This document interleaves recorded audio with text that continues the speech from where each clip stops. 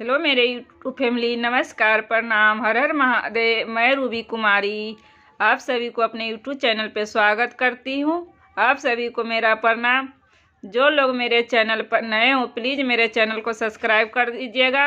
आप सभी के बीच में एक देवी मैया की गीत लेकर आई हूँ, आप लोग मेरा पूरा गीत सुनिएगा। अगर पसंद आए तो प्लीज़ लाइक एवं शेयर कर दीजिएगा। चलिए मैं सुनाती हूँ आप सभी को। मैया मैया होए मैया, मैया मैया है मैया, हे कौने अभागिन के करन में बसेलू पर्वत पर है मैया, हे कौने अभागिन के करन में बसेलू पर्वत पर है मैया।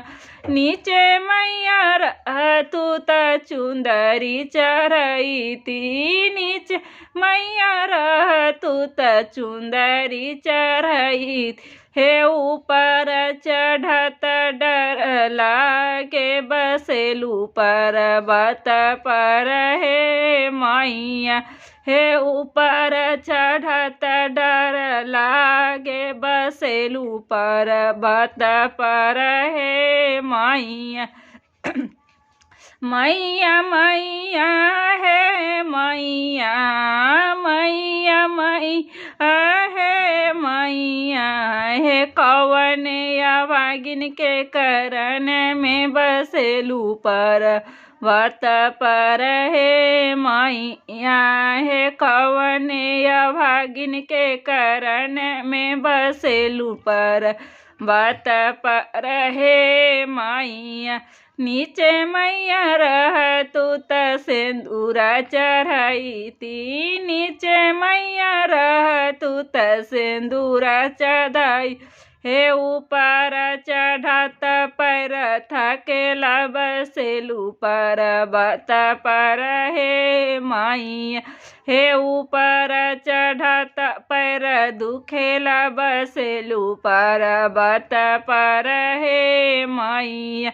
मैया मैया है मैया, मैया मैया है मैया, हे कौने अभागिन के करन में बसेलू पर्वत पर है मैया, हे कौने अभागिन के करन में बसेलू पर्वत पर है मैया। नीचे मैया तू त टिकवा चढ़ई ती, नीचे मैया तू त हरवा चढ़ई, हे ऊपर चढ़त थक जाली बसेलू पर्वत पर है मैया, हे ऊपर चढ़त पैर दुखेला बसेलू पर्वत पर है मैया।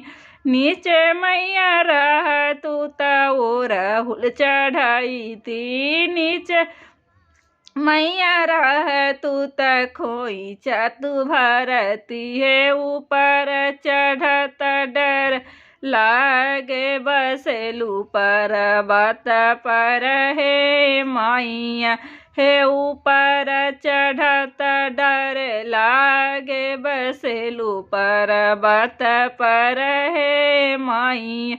मैया मैया है मैया, मैया मैया है मैया, हे कौने अभागिन के करन में बसेलू पर्वत पर है मैया, हे कौने अभागिन के करन में बसेलू पर्वत पर है मैया। नीचे मैया तू त मांगिया हम भरती, नीचे मैया तू त मांगिया हम भरती, हे ऊपर चढ़त डर लागे बसेलू पर्वत पर है मैया, हे ऊपर चढ़त पैर दुखेला बसेलू पर्वत पर है मैया।